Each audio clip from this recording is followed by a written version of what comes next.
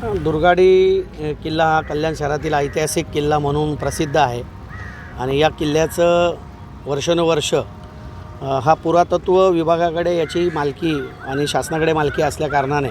याची सगळी डागडुजी करण्याचं काम पुरातत्व विभाग व सार्वजनिक बांधकाम विभागातर्फे होत असतं। या महाराष्ट्राचं लाडकं नेतृत्व तत्कालीन मुख्यमंत्री आदरणीय एकनाथ शिंदेसाहेब यांच्या विकास निधीतून, यांच्या प्रयत्नातून आणि डॉक्टर श्रीकांत शिंदेसाहेब यांच्या प्रयत्नातून या किल्ल्यासाठी 25 कोटीची मागणी मी अध्यक्ष झालो त्या टायमाला मागितली आणि त्यांनी ती मागणीसाठी 12.5 कोटी रुपये पुरातत्व खातं आणि सार्वजनिक बांधकाम विभागातर्फे या ठिकाणी दिलेले आहे। आपण पाहताय की आपण वेळोवेळी या ठिकाणी ह्या कामाची पाहणी करत असतो, कारण की किल्ला हा शहरासाठी खूप महत्त्वाचा किल्ला म्हणून आहे आणि ह्या किल्ल्याची दुरावस्था झाली होती। त्या दुरावस्थेतून हा किल्ल्याचं पूर्ण चांगल्या पद्धतीने जीर्णोद्धार झालं पाहिजे। किल्ला एक चांगल्या आकारात आणि कल्याण शहराच्या दृष्टीने एक चांगलं भव्यदिव्य असं किल्ल्याचं स्वरूप निर्माण झालं पाहिजे, या भूमिकेत आम्ही या किल्ल्यासाठी नेहमीच पुढाकार घेत असतो आणि वारंवार याची पाठपुरावा करून आज दगडाचं बांधकाम म्हणजे नेहमी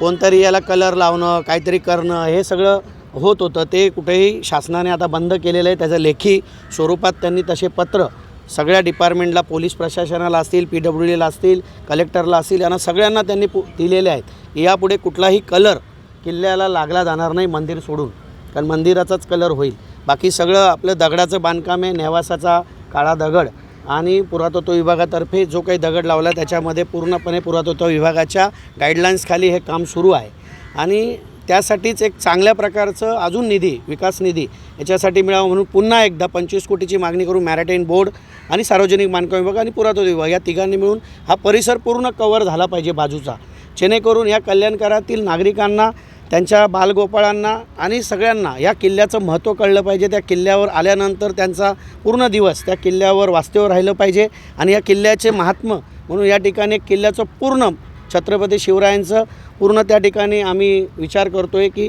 महाराजांच्या जे काही आठवणी आहेत त्या आठवणी या ठिकाणी साकारल्या जातील अशा पद्धतीने मला वाटते। म्हणून पाहणी करण्यासाठी आमचे सर्व शिवसैनिक पदाधिकारी, महिला आघाडी, युवासेना या ठिकाणी आलेलो आहोत आणि चैत्र नवरात्र उत्सव 30 तारखेपासून सुरू होत आहे। खास करून त्याच्याच पूर्व एक आठवडा आम्ही ही सगळी माहिती आम्ही सगळ्याच ठेकेदार असतील, बाकीचे आमचं काही नियोजन आहे त्या सगळ्या नियोजनाच्या दृष्टीने चैत्र नवरात्र उत्सवाचं 9 दिवसाचं कार्यक्रमासाठी सुद्धा ही पाहणी करायला आलेलो आहे।